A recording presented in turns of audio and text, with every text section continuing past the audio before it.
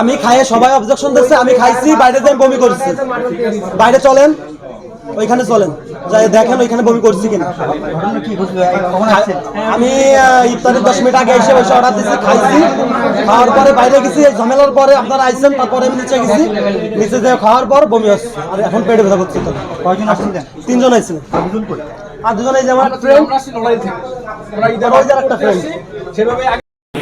তখন আপনার মনে ইফতারিতে এক প্রথমে ছোটো টাইম দিয়ে গেছিলাম, এটা ওইখানে সিট পাই না, এই জন্য এইখানে 20 টাকা অটো ভাড়া।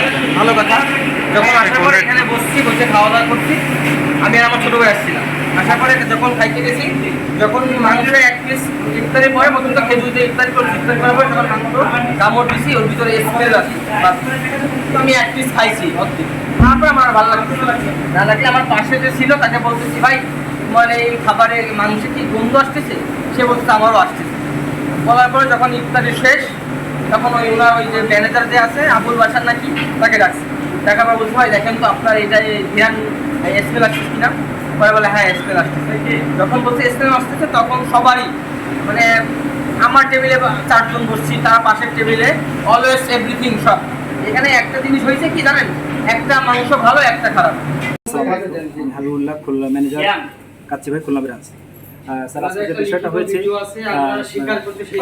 আমরাও বুঝতে পারি বিষয়টা, যে স্মেল আসছে এবং যখন গেস্ট খেয়েছে আমাকে ডাকলো টেবিলে, 2টা টেবিলে আমি গেলাম। হ্যাঁ, যে মাংস কিছুটা স্মেল ছিল, যেটা পরে আপনাদের একটা প্রতিনিধি টিম যাতে আমরা টেস্ট করেছি, ভিতরে একই আগের খাবার সে আগেটা আমরা রেখে দিয়েছি এখন ওইভাবে। তো যে যাদের একটু প্রবলেম হয়েছে, মাংসটা একটু গ্যাডিশনাল ছিল, তার জন্য এই বিষয়টা আন্তরিকভাবে দুঃখিত। যে কেন হলো, আমরা ফাইন্ড আউট করার চেষ্টা করছি, আমরা ভেন্ডরকে আমরা ডেকেছি। সেটা আসার পরে আমরা এটা যে উনি আসলে কেন এই ধরনের মাটন আসলো বা আমরাও বুঝতে পারলাম না, এটা আমরাও আমার ম্যানেজমেন্ট এবং সেমির সাথে আমরা কথা বলছি। বিষয়টা আমাদের পক্ষে আমরা দিই না, জানা অবস্থায়। জানলে ওটা ভেন্ডর ফেরত নিয়ে যাবে অথবা ড্যামারেজ দেবে ভেন্ডর, নিয়ম হলো এটা। তো যেহেতু একটা বিষয় আমাদের অসতর্কতার জন্য হয়তো বা হয়ে গেছে, বুঝতে পারে নাই যারা মাটনটা হাঁডিতে দিয়েছে, যার জন্য আমি আন্তরিকভাবে দুঃখিত এবং ক্ষমা প্রার্থী প্রত্যেকটা গ্রাহকের কাছে, আমার ভোক্তার কাছে।